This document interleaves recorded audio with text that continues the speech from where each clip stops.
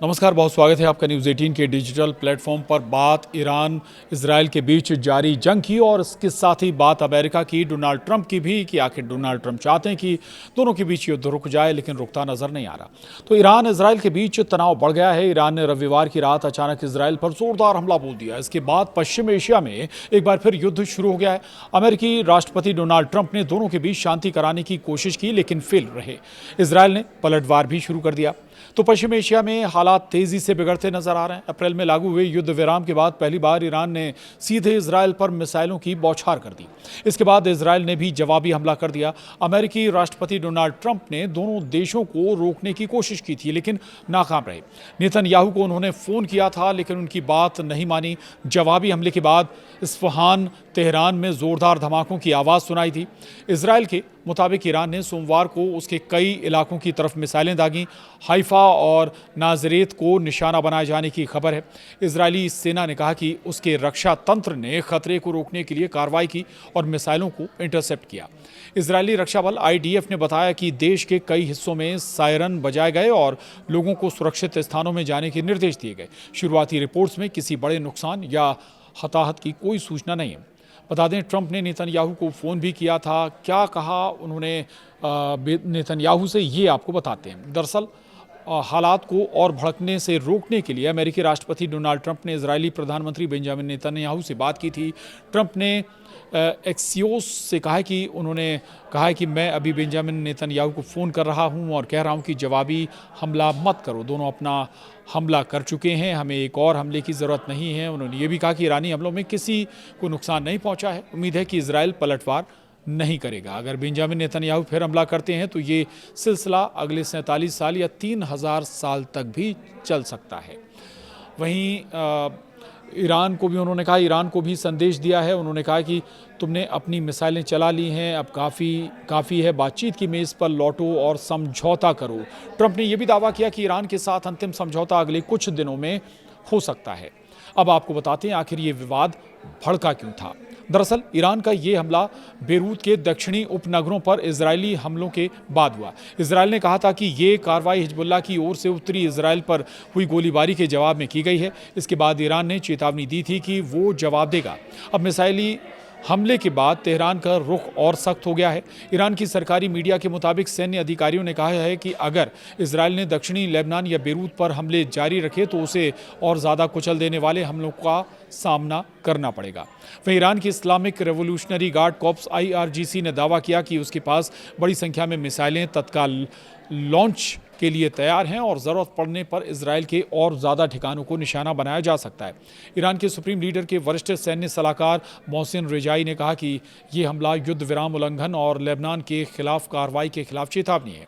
उन्होंने कहा कि किसी भी नए कदम का जवाब पहले से ज़्यादा सख्ती से दिया जाएगा। अभी दिलचस्प ये है कि इजरायल के ताज़ा हमलों में अमेरिका सीधे शामिल नहीं है। उल्टा अमेरिकी राष्ट्रपति ट्रंप दोनों पक्षों से संयम बरतने की अपील कर रहे हैं।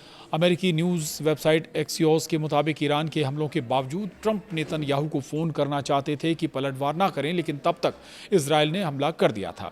ट्रंप इजरायल के बेरूत पर हमले से भी बिल्कुल खुश नहीं थे। उन्होंने अमेरिकी मीडिया से कहा भी था कि इन हमलों से शांति समझौते के इरादे पर कोई असर नहीं पड़ा है। नेतन्याहू के पास भी इसे स्वीकार करने के अलावा कोई विकल्प नहीं है।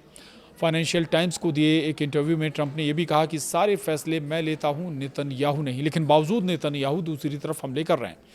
इससे पहले जब 2 जून को इजरायल ने लेबनान पर हमला किया था, तब भी ट्रंप ने नेतन्याहू को फटकार लगाई थी।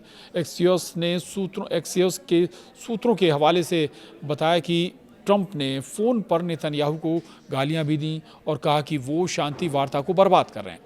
अब सवाल है कि क्या अमेरिका के बगैर इजरायल ईरान पर लगातार हमले कर पाएगा? तो दरअसल इजरायल और ईरान ज़मीन से जुड़े हुए नहीं हैं, यानी किसी भी तरह से सीमा साझा नहीं करते हैं। इसलिए जंग हवा या पानी में ही हो सकती है। इसके लिए इजरायल को अमेरिका की मदद चाहिए। मिलिट्री पावर रैंकिंग में इजरायल दुनिया में काफ़ी ऊंचे पायदान पर है और ईंधन में 16वें पायदान पर। ऐसे में ईरान से निपटने के लिए इन 4 वजहों से इजरायल को अमेरिका की सख्त ज़रूरत है। और बड़ी बातें क्या है वो भी आपको बता देते हैं। इजरायल से ईरान की दूरी लगभग 1500 किलोमीटर है और इतनी दूर तक हमला करने के लिए इजराइल के पास F-15, F-16 और F-35 जैसे आधुनिक फाइटर जेट भी हैं, लेकिन इन्हें इतने दूर ले जाने के लिए हवा में रिफ्यूलिंग करना पड़ती है।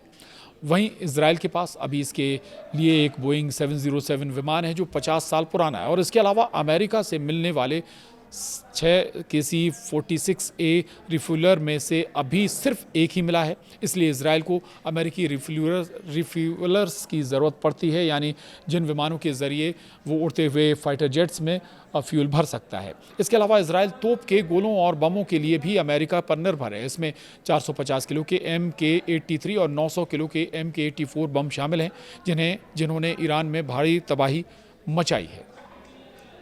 पिछले साल ही इनकी एक बड़ी खेप इजराइल पहुंची थी। अमेरिका 2000 किलो वाले GBU-28 बंकर बस्टर बम की भी इजराइल को देता है। अब बताते हैं अभी इजराइल के पास हवाई हमला रोकने वाले इंटरसेप्टर्स की कितनी भारी कमी है।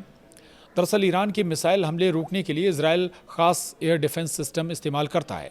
शॉर्ट रेंज मिसाइलों के लिए आयरन डोम, मीडियम रेंज और क्रूज मिसाइल के लिए डेविड्स स्लिंग और बैलिस्टिक मिसाइल्स के लिए एरो 1 और arrow 2 system. In air defence system के लिए इंटरसेप्टर चाहिए, यानी वो हथियार जो दुश्मन की मिसाइल हमलों को हवा में ही निष्क्रिय कर दें। गाज़ा युद्ध जून 2024 में ईरान से 12 दिन की जंग और अब 28 फरवरी से फिर जंग। ब्लूमबर्ग ने दावा किया है कि इजराइल के पास इंटरसेप्टर्स की भारी कमी है। ये इंटरसेप्टर अमेरिकी कंपनियों की मदद से बनते हैं। वहीं भारतीय think tank observer research foundation में स्ट्रेटजिक स्टडीज़ प्रोग्राम के डिप्टी डायरेक्टर विवेक मिश्रा बताते हैं कि ये सिस्टम लेबनान और यमन से आने वाली मिसाइलों को तो रोक सकते हैं, लेकिन ईरान से आने वाली लंबी दूरी की मिसाइलों को नहीं। जंग में अब तक अमेरिकी डिफेंस सिस्टम ही इजराइल के काम आते रहे थे। ऐसे में बहुत सारे चैलेंजेस इजराइल के सामने हो जाएंगे अगर अमेरिका हाथ पीछे खींच लेता है तो। और इसी लिहाज से ट्रंप लगातार इजराइल पर दबाव भी बना रहे हैं कि ईरान पर वो अब हमले ना करे, बाकी जगहों पर हमले ना करे। तो मिडिल ईस्ट में जारी जंग से जुड़ी तमाम अपडेट के लिए आप बने रहिए न्यूज़ 18 के डिजिटल प्लेटफॉर्म के साथ। नमस्कार।